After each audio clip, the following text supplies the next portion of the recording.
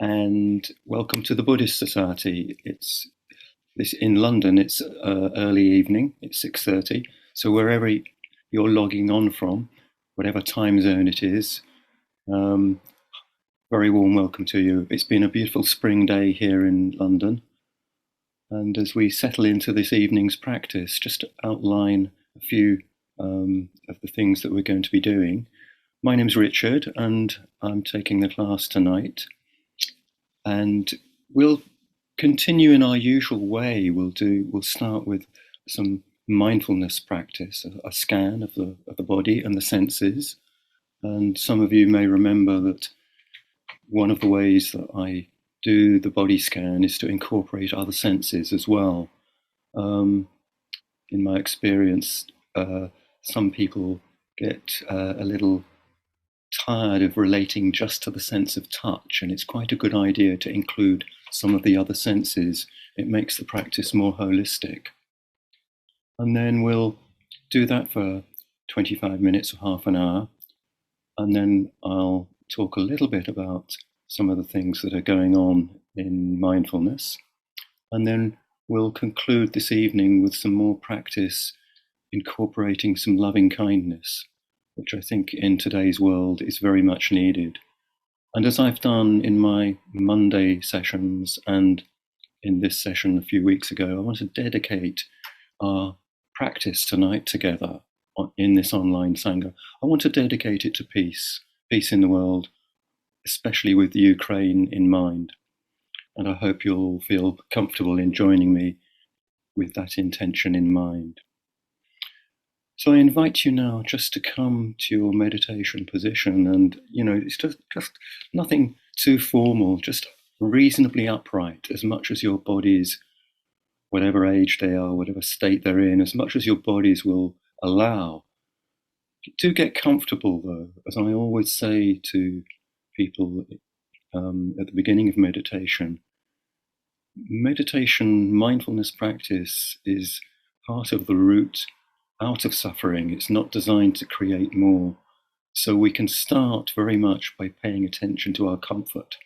So a reasonably upright position, enough to keep us awake, but something we can hold reasonably easily for half an hour or so without getting too uncomfortable. Something soft to sit on is a good idea. A cushion on your chair, or if you're sitting on the floor, a zafu or a meditation cushion. And it's usually a good idea to close your eyes and turn your attention inwards, but you can have a half-opened eye position, looking downwards at the floor or something, a neutral blank wall or something like that. And I invite you now just to allow your attention to drop. So whatever else you've been doing today, whatever activities you've just been involved with, see if you can park them just for this next few minutes. And to help us do that, just consciously bring your attention down in the body to the soles of the feet. If you're sitting on a chair, if you're sitting on the floor, the points of contact with the floor.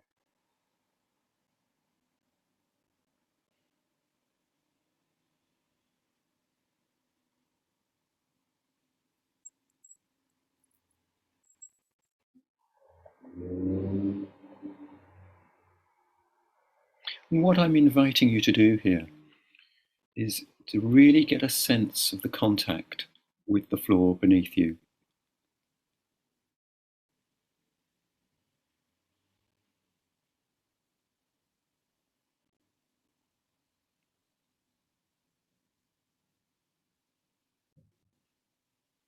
And you may notice that as you do this, you perhaps have an image as well in your mind of your feet on the floor, or your knees or ankles and shins touching the floor if you're sitting on the floor. And just notice that you have an image, or perhaps you're thinking about the contact. And that's absolutely fine and normal, but just notice that and see if you can just gently shift your attention to connect directly with the feeling sensation.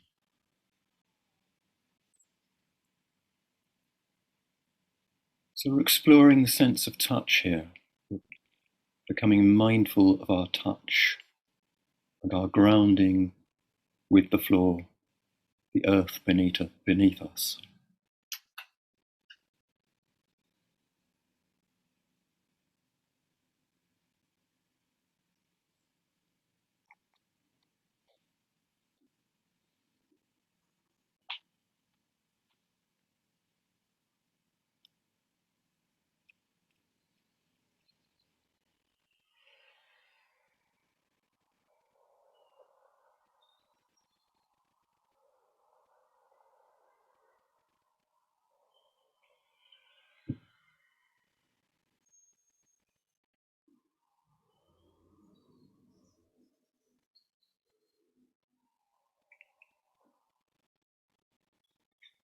And notice if your attention flickers between thoughts, perhaps the image of your feet or ankles and shins, and the actual direct sensation of the touch.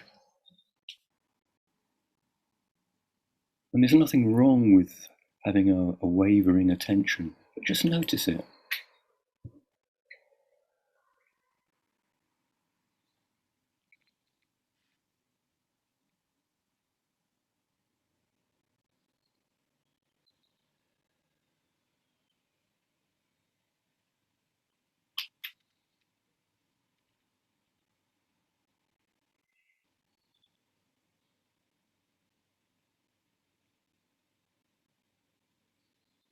And then I invite you to move your attention upwards to your sitting bones on the chair or the cushion.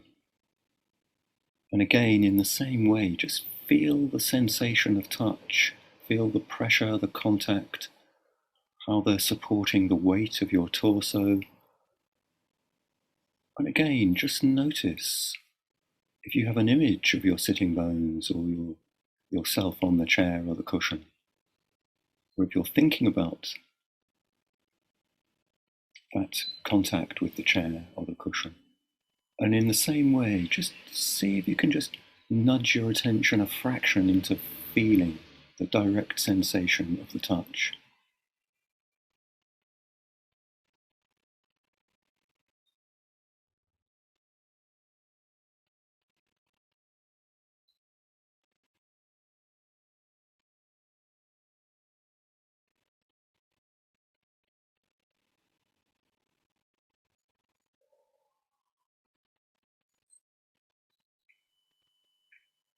And right from the word go, see if you can be gentle and kind to yourself.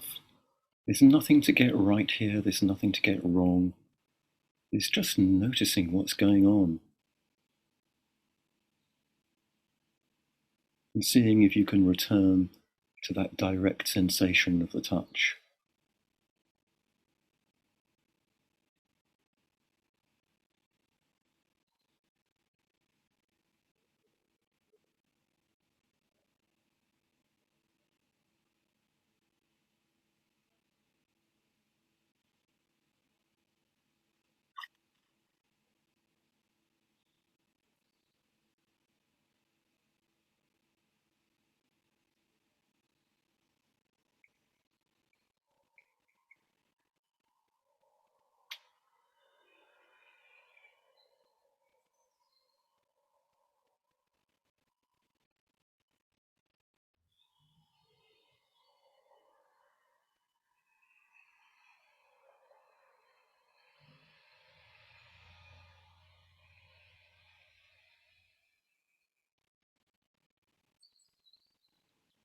And then I invite you to move your attention again upwards to your back, your spine, perhaps the contact with the back of the chair or the settee, or if you're sitting unsupported, just feel the flow of energy up and down your spine. And what's that like? Just explore that area and again, just see if you can notice what comes into your mind as you're doing this. Do you have an image of your back or of the chair? Are you thinking about what you're sitting on? And just notice and see if you can come back to the direct sensation of that part of your body.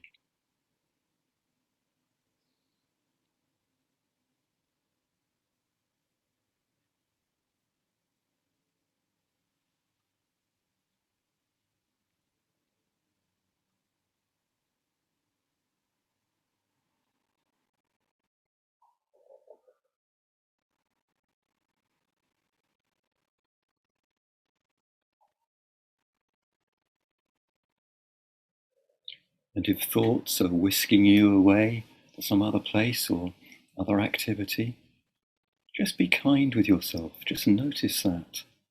Be really gentle, compassionate to yourself. This is where peace starts. Just notice, just coax your attention back to the feeling sensation of your back.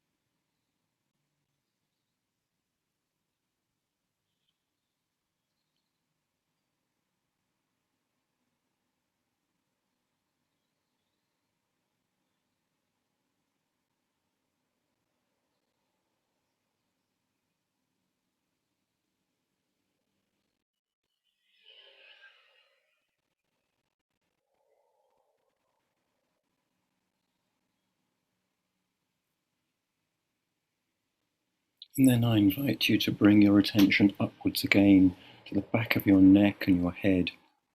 And just feel how your neck is supporting the weight of your head. Feel if you have alignment between your neck and your spine and your pelvis. See if everything is in a nice upright column. Just feel that area.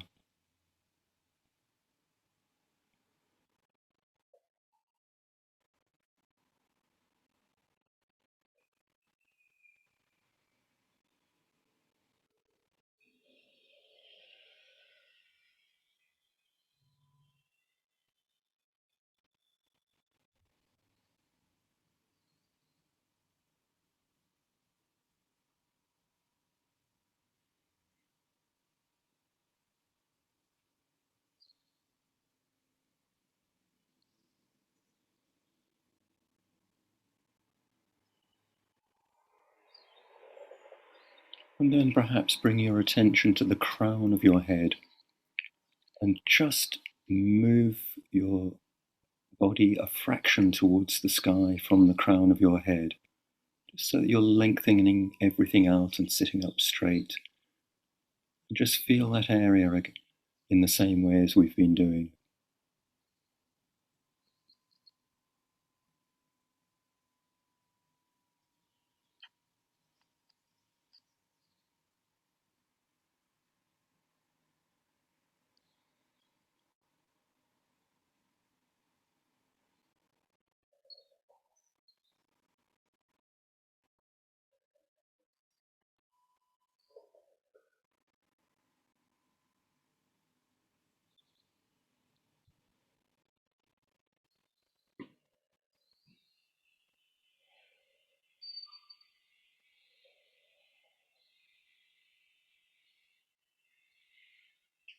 And then I invite you to feel the whole of your body from the crown of your head to the soles of your feet, taking in your back, your sitting bones, your hands, your arms, the tips of your fingers, everything. Feel the clothes on your skin surface and the air on your hands and your face. So just get a sense of the whole of your physical body and the boundaries of your physical body. Where do your physical dimensions stop? And where does the rest of your consciousness take over?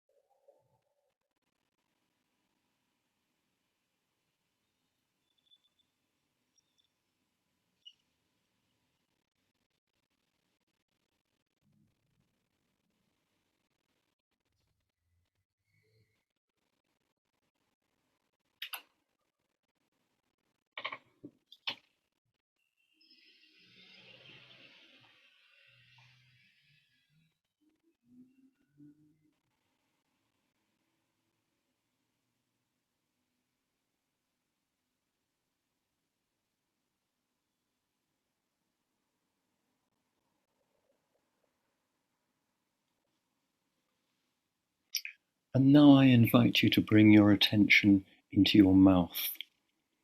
And for a moment or two, just feel the wetness of your saliva, perhaps the sensation of your tongue touching the roof of your mouth or your teeth.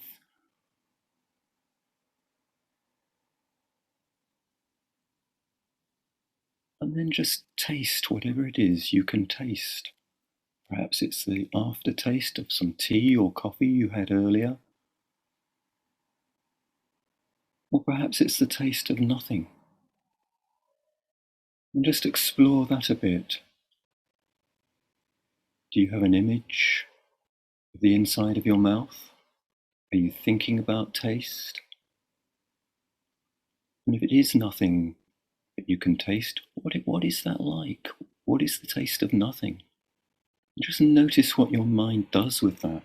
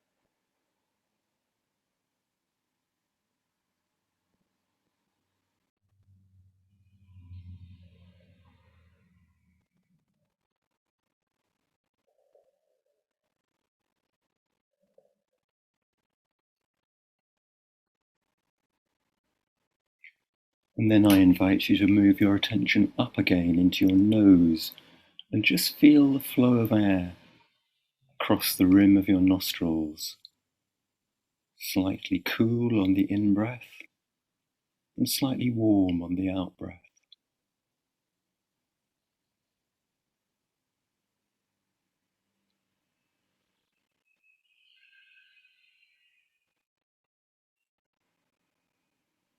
And then just smell whatever it is you can smell, perhaps some flowers in the room, or incense, or maybe a scent you're wearing, or maybe the smell of nothing. Maybe it's completely neutral. So whatever it is, see if you can notice it.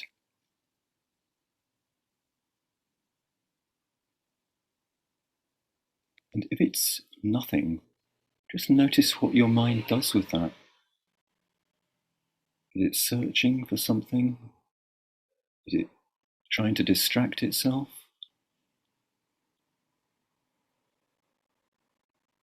trying to find a place to land, as it were.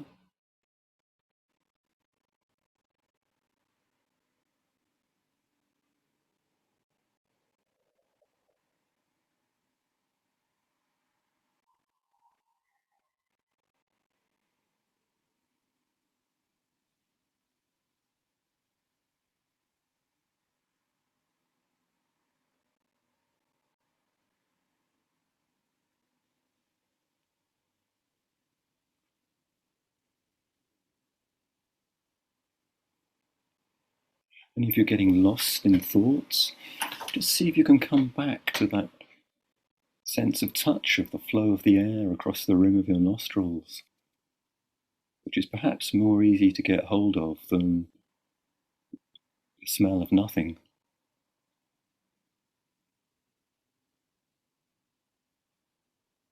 Again, and if you're totally going off on a busy mind trip, just notice that with compassion and kindness. Quite normal, quite natural. You haven't made a mistake. Just really be kind to yourself and just come back just to the flow of the air in and out.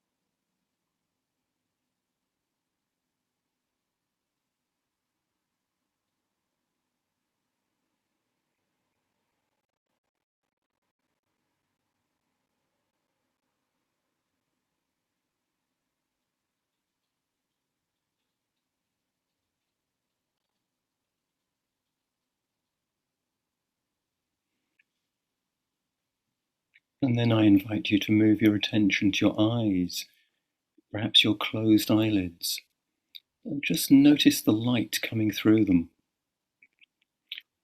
Even with closed eyelids, we can receive light, either from the windows, or in London it's getting dark now, or from electric lights in the room, or from the screen in front of you. So just notice the light coming to you from whatever source.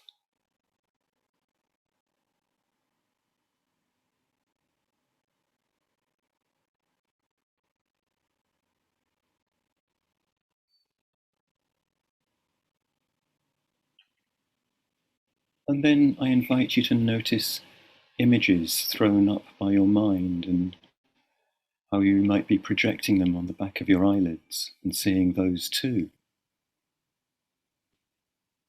And here's a little exploration for you. See if you can distinguish between the two. What's coming from inside your mind and what's coming from outside of you? What are you seeing right now?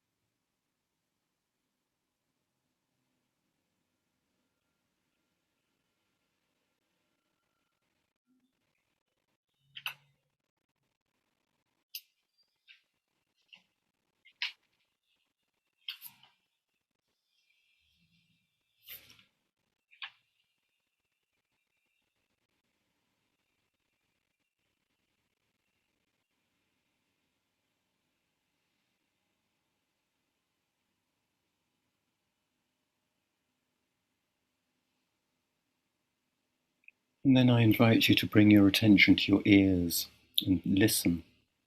I'm going to stop speaking in a moment, but just listen to the sounds that are coming to you and just see if you can receive them without getting entangled with them. It's very easy to actually start thinking about sounds and what they are and what they represent. But the invitation is really just to allow them to come to you and see if you can not get entangled with them. And if you do, again, just notice that, and with kindness and compassion, just come back to receiving them.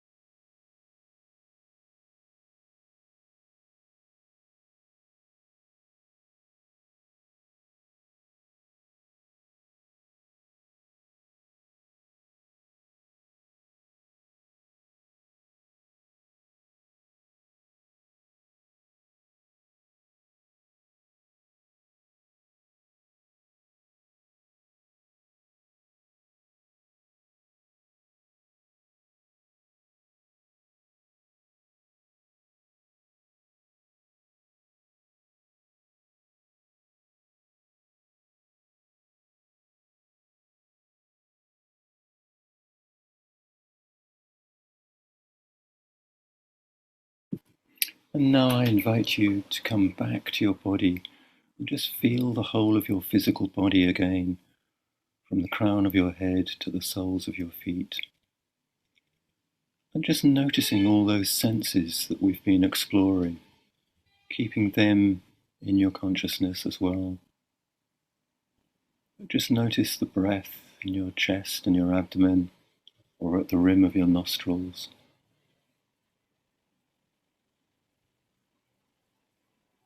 Just feel yourself sitting on the chair, on the cushion, touching the floor.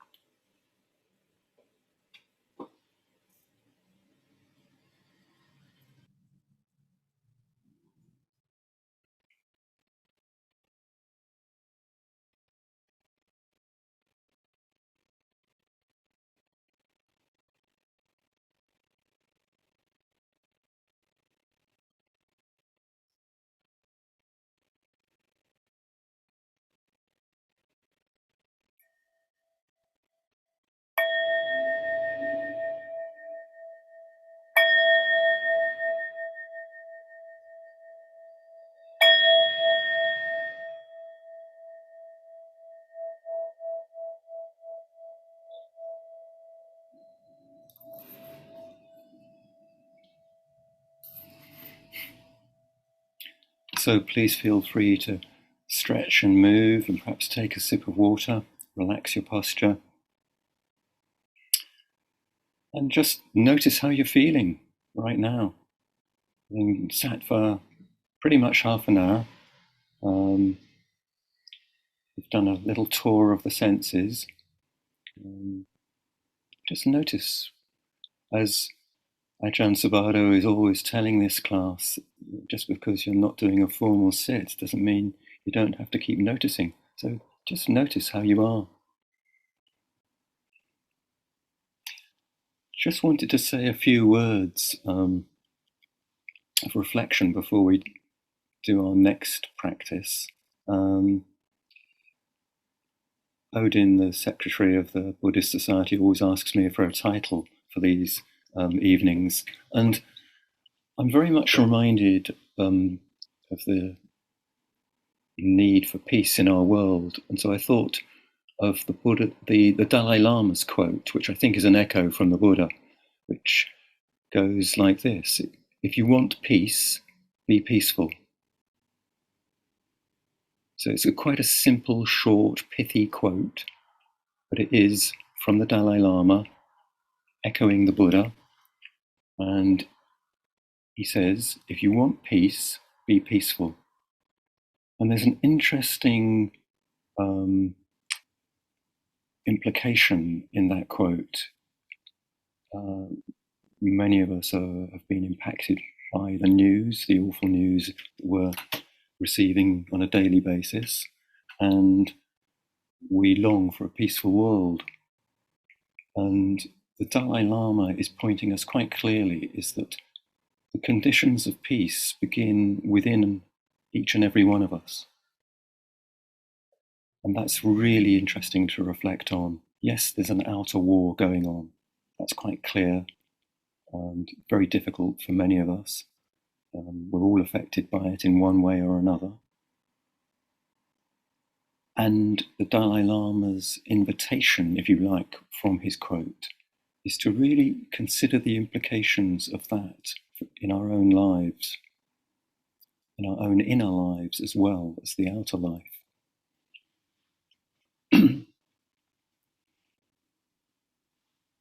When we look inside ourselves, many of us have a mini war going on at various points in our life. Many of us are involved in some sort of inner turmoil, inner struggle. Many of us are not peaceful inside. And these practices, these mindfulness practices, above all, are pointing us in the direction of inner peace. And as the Dalai Lama is quite clearly pointing, this has implications for the outside world as well, because how we are impacts everyone around us, and eventually those ripples go out into the world. And mindfulness practice, and here I'm relying very much on the teachings of Thich Nhat Hanh, great Vietnamese Zen meditation teacher who died in January this year, a few weeks ago, when he points out that mindfulness practice is the way to an inner peace. So that little tour of the senses that we've just been doing, just going through the body, noticing the sense of touch, sense of taste, the sense of smell, sense of sight, the sense of sound, and just really actually being with those experiences. This is part of the route to inner peace, mindfulness practice. It's so easy to get overwhelmed by events and what comes to us from the outside world. But if we can just notice how we are receiving all the inputs through our senses, it actually strengthens us. It strengthens us against overwhelm. Mindfulness practice is quite it's not a quick fix. It's a long-term job. Takes regular commitment, but it is a route just to being grounded in the present moment and to finding some sort of inner strength. whatever's going on in the outside world. In Buddhist teachings, we all have seeds inside us in our consciousness. We have seeds of peace and tranquility and joy and happiness inside us. And actually connecting moment to moment with our senses in a mindful way is the beginning of opening the door for those seeds to flourish. And I'll explain more about this as we go along. When we touch into the present moment, which these practices are designed to do, we learn to connect with our deepest, innermost,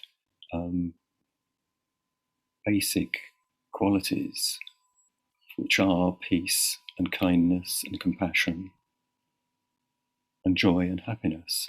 And it's touching those things that allows us to cultivate them. We have to touch them first. And it's very interesting to note in Buddhist literature that the energy of mindfulness, as we're practicing it in a class like this is the seed quality of inner peace. Moving on from that, I wanted to say that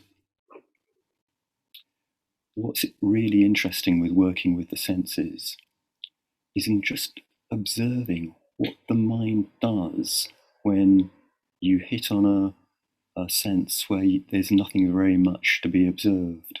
So you remember we got to the sense of taste in the mouth, and perhaps there was no taste for you. Maybe for some of you there was an aftertaste of something you'd eaten or drunk earlier, and that's fine. You can actually get hold of that, and it may evoke memories or little flashbacks to whatever it was you were eating or drinking. But if there was the taste of nothing, it's so interesting to watch what your mind actually does and how it sort of casts around. And I know when I do this practice and say I'm tasting nothing or smelling nothing, I can notice my mind just like actually grasping for things to get hold of, because it actually doesn't like the uncertainty of not having anything tangible to relate to. And that's just interesting in itself, just noticing that quality of mind that doesn't like uncertainty. Wow, that's quite a big learning, just to notice that. We don't like uncertainty. Quite natural, quite normal. The neuroscientists tell us that it's based on our evolution and how our brains evolved. So when you're working with the senses, it's very interesting to notice how there are some senses where it's quite easy to get hold of, tangible, the sense of touch of your feet on the floor, or the movement of the breath. Not that difficult. We may have busy minds that whisk us away, but those senses are sort of gross, quite palpable. But when it comes to something as subtle as the smell of nothing or the taste of nothing, what do we do with that? And that's where distraction comes in, and the busy mind will quickly fill the vacuum. It's quite interesting to work with that. And one of the things that emerges from working in this way is that we can start to notice the moment of arising. When something arises in our consciousness, and when we've slowed down enough and our senses have become more finely attuned and the busy mind has quietened somewhat, and you can start to notice just the moment of arising of, say, a sound in your consciousness. It comes to your ears, and for a fraction of a second, before thoughts kick in about what that sound is, there's a moment of clarity. It's just the reception of that sound in the ear. Nothing more, nothing less. Now I know here I am in northwest London, and if I sit in meditation almost any time of the day or night, that at some point I will hear a siren. It will be and my mind will immediately go, is that a police car, an ambulance, or a fire engine? Pretty likely to be one of the three. And before I know it, I'm off on a story about where it's happening, where they're going to, are the people all right, etc., etc. Just before all of those thoughts kick in, and there's nothing wrong with them, the neuroscientists are quite clear, this is an evolutionary mechanism, it's inbuilt. We want to know what's going on in our environment, because at one point in our history, our ancient ancestors' survival depended on knowing. But just for a moment, before the thoughts kick in, we can notice. And there's a sort of a moment of clarity. Some of the teachers on this class and in other settings will talk of a moment of knowing. It is, in fact, if you look at the literature, some of the recent writers in the Buddhist tradition, they'll call it a place of refuge. This is one place of refuge, is that moment before any thoughts, any reactions kick in. It's just that place of knowing. It's a place of refuge. And it's a place of stillness and quietness and peace. When we work with, say the breath, the sense of the movement of the breath, which we'll be doing very shortly, one of the things that goes on is that initially we learn to just observe the inflow and the outflow and just feel the movement, the sensation of the movement caused by the breath. But after a while, we begin to realize that the sensation of the movement of the breath, our capacity to feel it, is dependent on actually there being a still area in our body that isn't moving.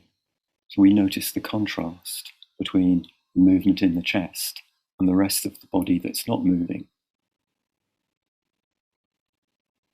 And after a while, it's possible to actually find refuge in this stillness. This is a place of knowing. It's the context in which things arise. I don't know if any of you are artists. I'm sure some of you are. I'm not, but my wife is, and she tells me that in art classes, often the teacher will instruct the students who are drawing a model or an object to take their attention from the model or the object and to look at the space around the model or the object. In art classes, the technical term for this is the negative space. And so you look at the shapes of the spaces around the model or the object. Say if you're drawing a figure, it's the space made by the crook of the arm, or the area between the head and the neck, or something like that. And it's very similar in meditation, is we can have so much attention being paid to something that's quite in the foreground of our attention, like the sensation of the movement of the breath. But we can learn that actually that's happening in a context of stillness, which is nothing else is moving. That's how we know there's a sensation of movement. So that's quite a difficult one to get hold of. But the point I'm making here is that we have these seed qualities of peace within us. And much of mindfulness practice is taking us in the direction of noticing those seed qualities, noticing that actually there is a peace within us. In the same way that we notice the sensation of the movement of the breath happens in a context of stillness, so our inner struggles, our inner turmoil, the war within, perhaps that's a bit of an exaggeration, but you get the drift. Many of us have turbulence inside. But that turbulence we notice because the background quality, if we can reach it and touch it, is a peaceful one.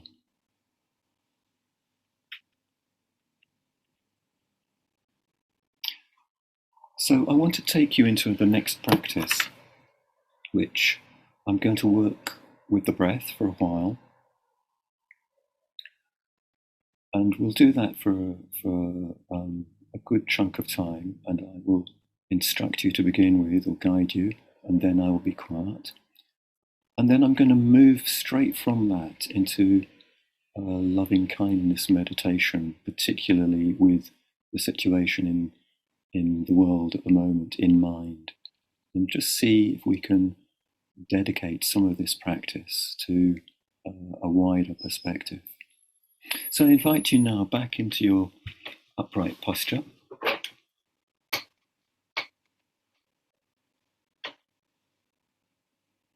And again, in the same way that we began 50 minutes ago, just connect with your feet on the floor, or if you're sitting on the floor, your ankles and shins, or the points of contact with the floor.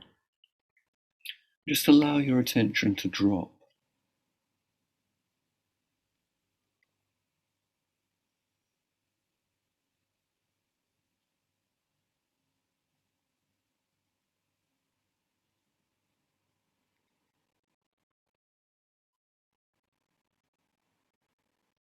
And just feel your sitting bones on the chair or the cushion.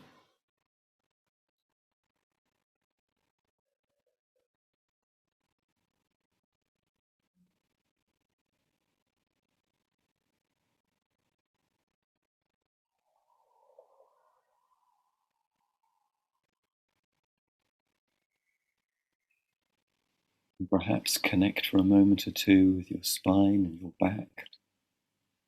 Just feel the contact with the chair, or just feel the energy flowing up and down your spine.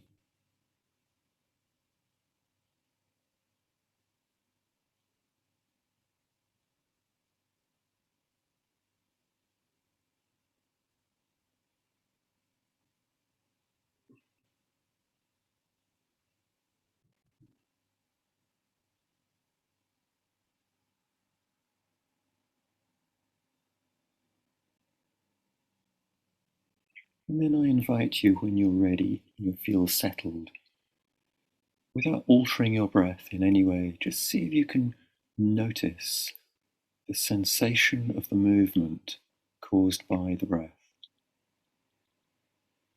So either in your chest area, or in your abdomen, or perhaps at the rim of the nostrils, or even just a generalized sense of movement in the whole column of the breath.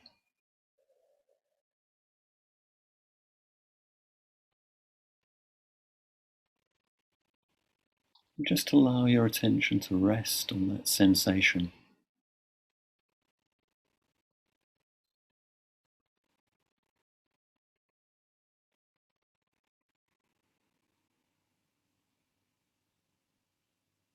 Notice how calming and soothing it is.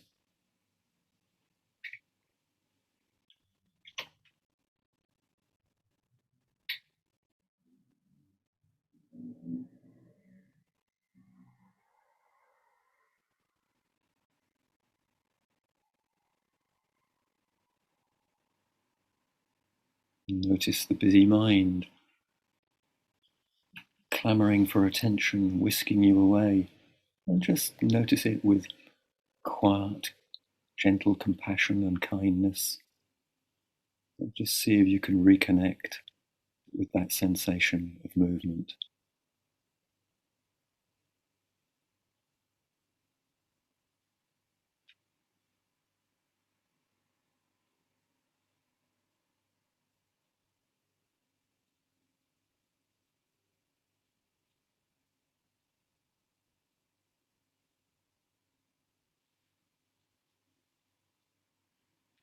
So my invitation is to be patient with yourself and to keep the practice kind and gentle.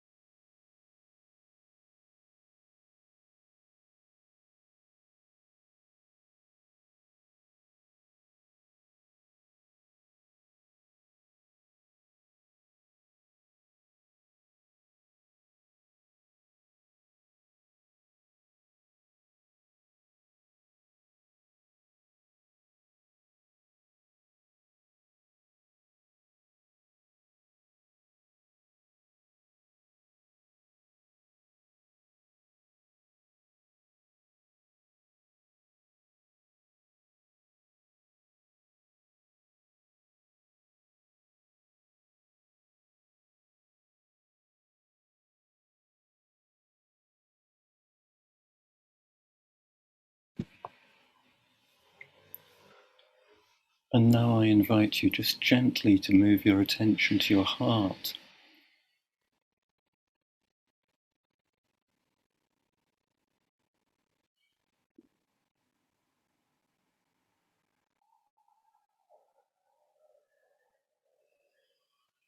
Just notice any feelings of peace and quiet.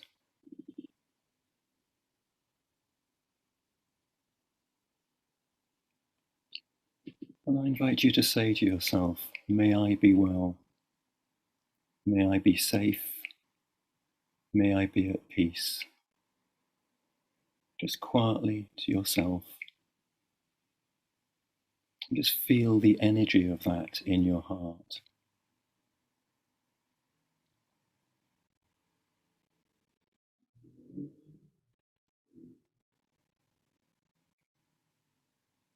So just feeling the warmth and light of that energy. May I be well, may I be safe, may I be at peace. Just kindle that energy in your heart.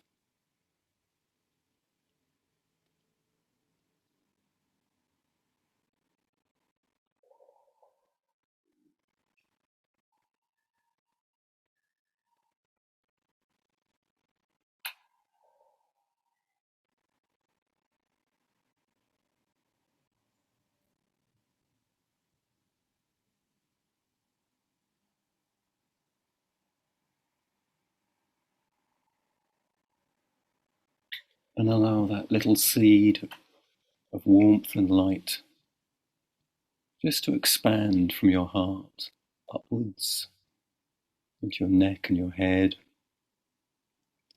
sideways, your shoulders and your arms, downwards through your body to your toes and your feet,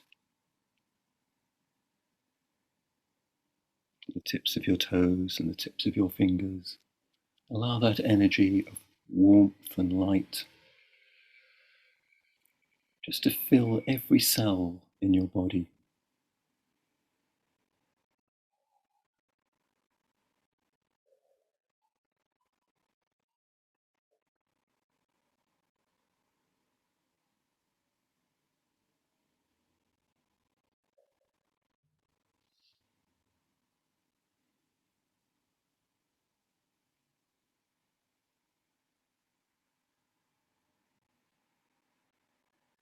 Knowing that that energy is replenished from a never-ending supply.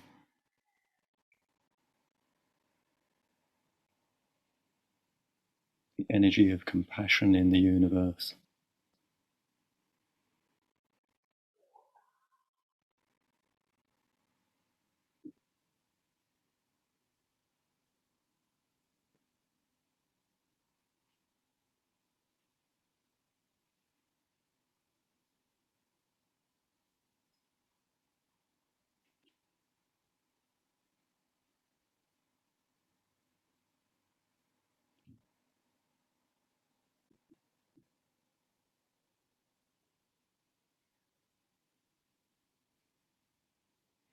And then when you're ready, and only when you're ready, I invite you to allow that energy to expand from your heart outwards to all the people involved in the conflict, in the war, in the Ukraine. Everyone involved, every human, every individual, every living being, which includes ourselves as we are impacted too. And perhaps say to them from your heart, may you be well, may you be safe, may you be at peace. And allow that energy, that flow from your heart to theirs, to flow outwards.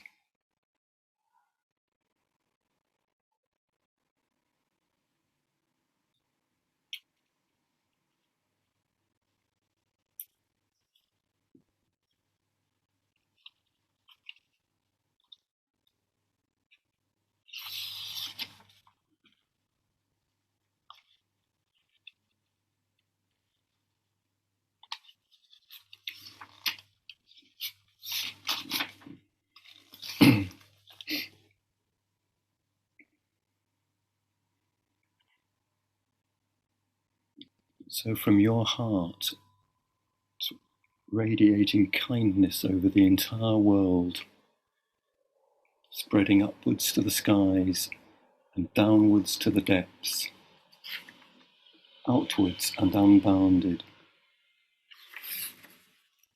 freed from hatred and ill will.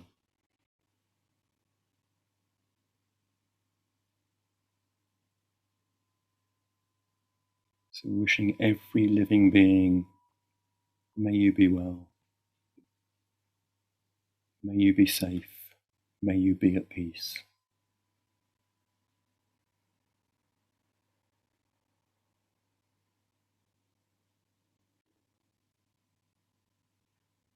And if you get lost in thought, then just come back for a moment or two to your breath.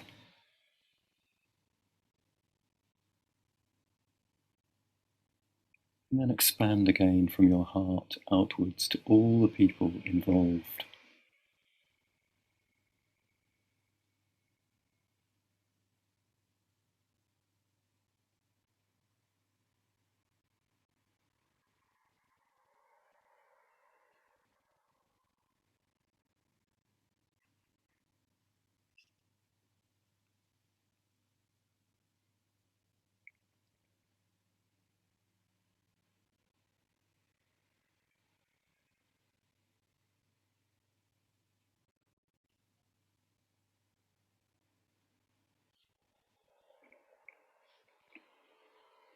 And then I invite you to come back to your heart and your breath.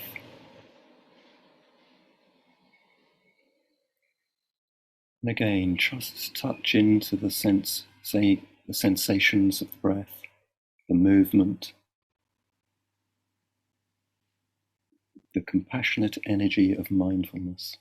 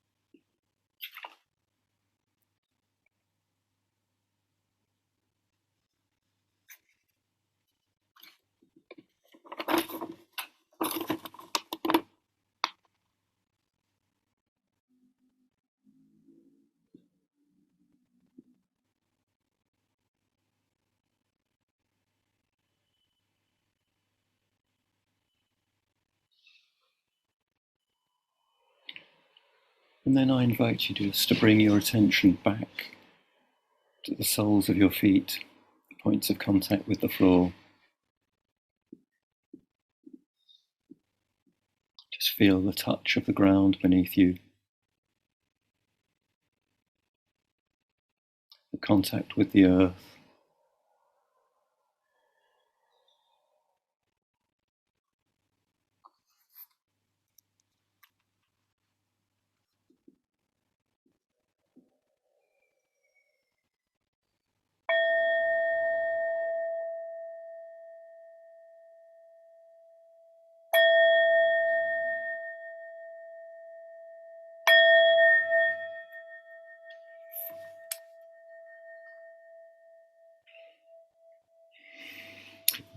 So please feel free to stretch and move and take a sip of water.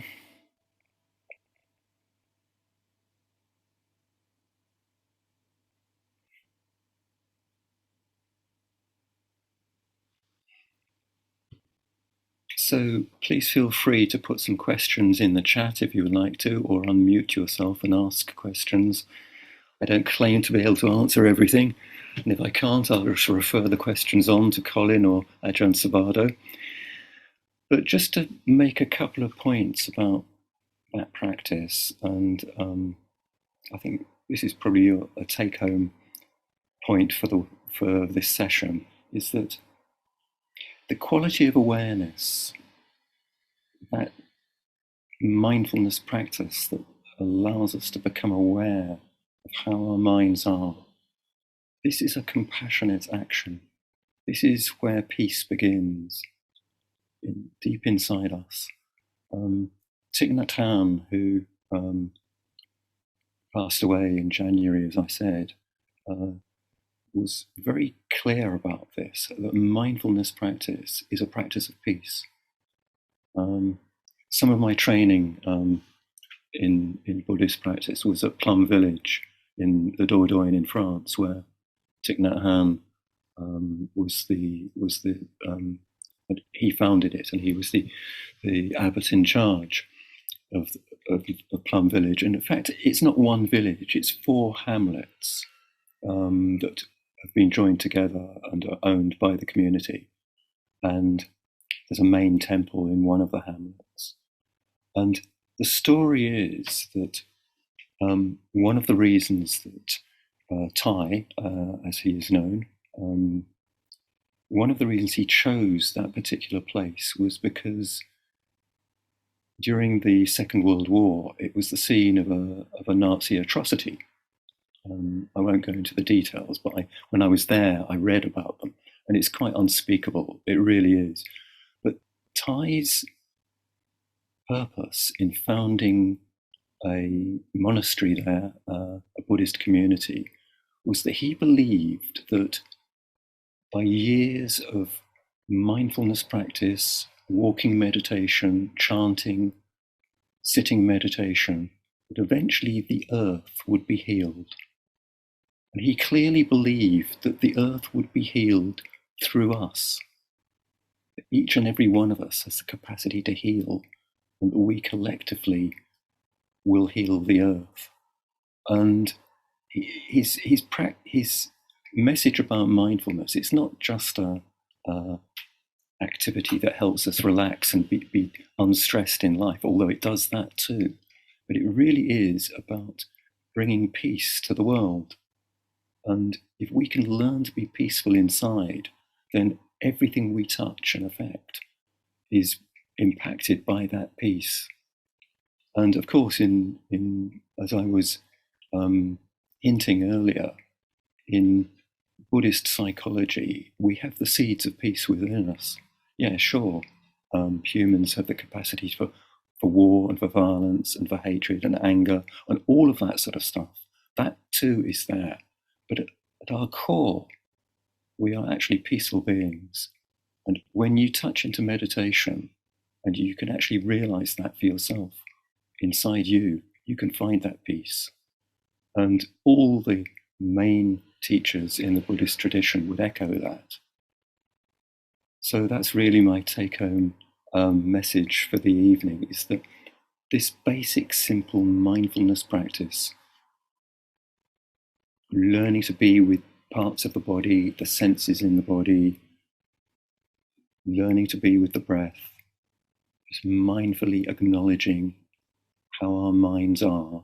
This is compassionate action. This is peace at work. And we can take refuge in that. Yeah, I talked in the middle of this session about that point of awareness as being a place of refuge. And that might sound quite difficult to get hold of. But the basic message is that if you regularly practice mindfully in this way, in the way taught by my colleagues on this class, eventually you will find a place of peace inside you.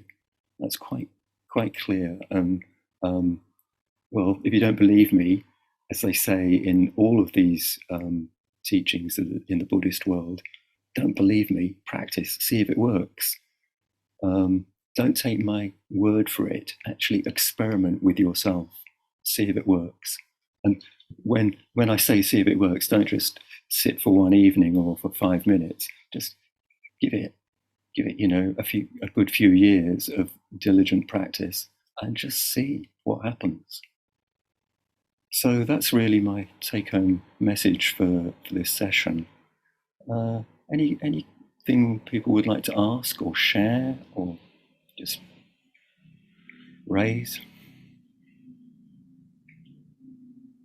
If you don't want to speak, you can just put it into the chat. Wangdu will forward it to me if you draw my attention to it.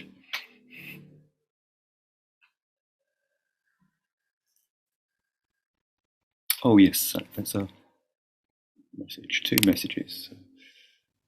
Okay, yeah, thank you for that. That's some acknowledgements and thanks. Yeah. Okay, so in the lieu of any messages, one of any questions, please feel free to ask, and I'll stop whatever I'm saying and see if I can answer. But I did want to say one thing that came up for me. A question came up in another class I was running recently, which is, what do you do if you have a mind state that is just too unbearable to be with? And you know, the sort of stuff, heavy mind states, grief, loss, anger, ill will, just things that are just too heavy, and you really find it difficult to mindfully sit with that state. And there, of course, the traditional answer, and this is why I'm raising that particular question in this session, is the traditional answer is you go to loving kindness practice. If you can't directly sit mindfully with a particular mind state, if you're in an inner struggle, if you're at war with yourself or with somebody, and it's really too painful, then practice compassion, practice loving kindness in a mindful way. So those phrases that I use, you can adapt them to suit yourself or your own mind state. But I've never found any teacher that teaches loving kindness the same as any other teacher. Everyone has a particular variant. And at the moment, I'm choosing those particular phrases. May I be well, may I be safe, may I be at peace. Because it seems to me that in the world that we're living at the moment, those are the things that really are the needs that people have, is wellness, safety, and peace. And if you build, the practice is to cultivate those inside yourself, have the intention to wish yourself those things, feel that in your heart. And here, the Buddhist psychology is really important to note. There is a sense in the Buddhist world that compassion isn't just an individual thing, it's universal. And if we can tap into it, it's a never-ending supply. It is ultimately the thing that sustains us and life. And if we can tap into that in some way, the supply is never-ending. And if we can, so you know, in the outside world, the world that many of us inhabit, if you take money out of a bank account, you have less in it. Loving kindness, metta, and compassion doesn't work like that. When you give it out, you generate more inside yourself.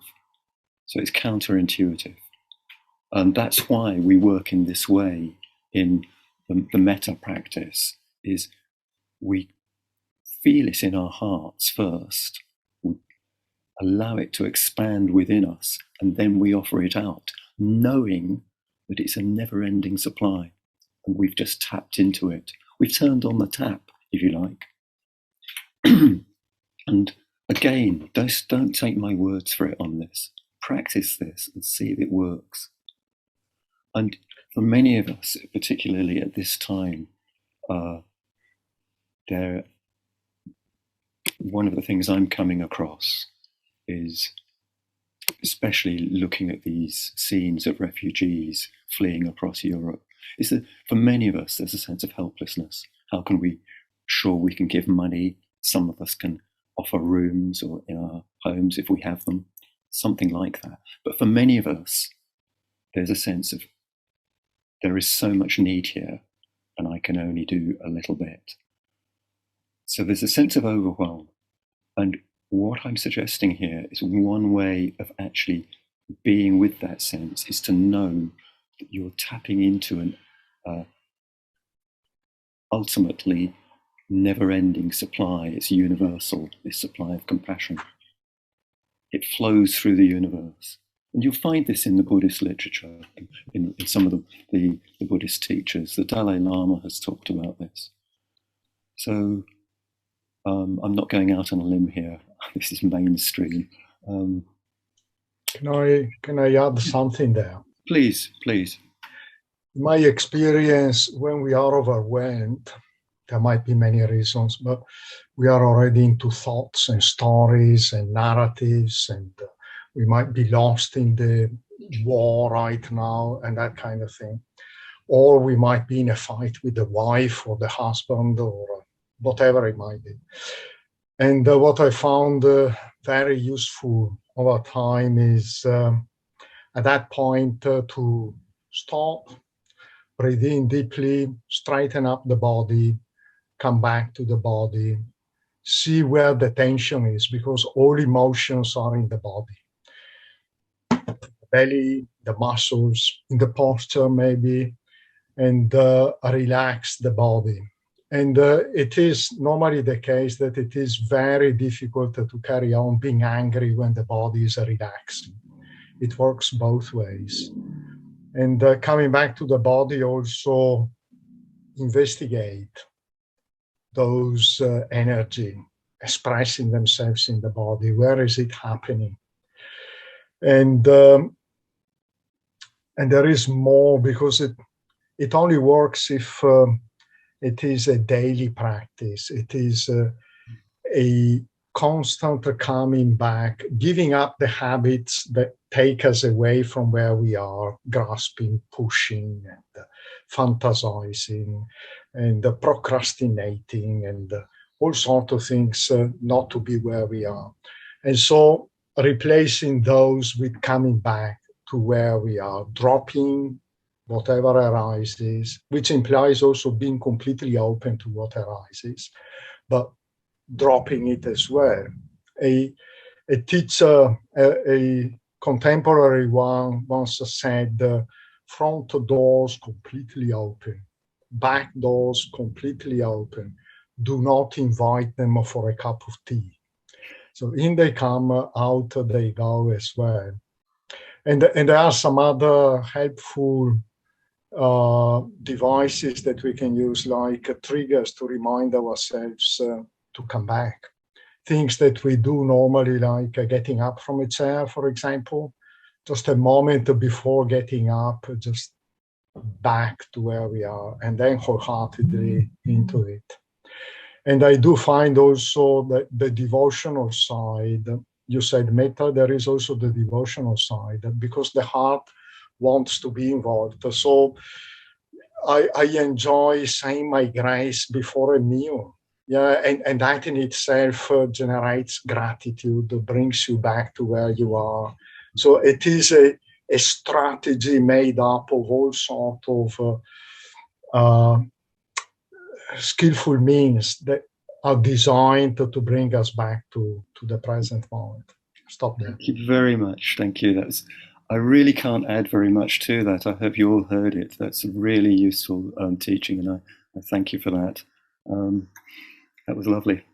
Beautiful.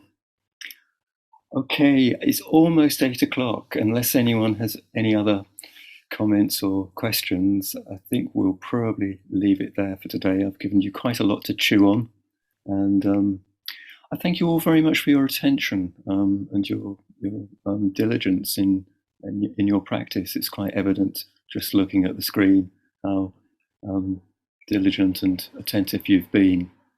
So I'm going to close with just the closing homage for this evening's session. And just as I say, next week it will be Ajahn Subhaddo who will be taking the class.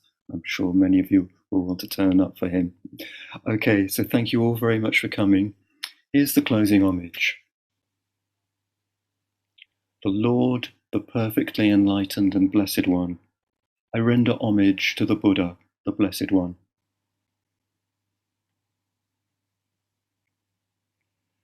The teaching so completely explained by him, I bow to the Dharma.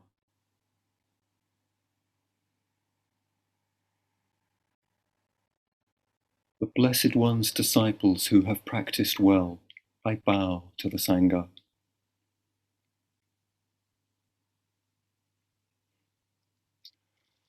So once again, thank you all very much for attending this online Sangha. I wish you well and be well and safe.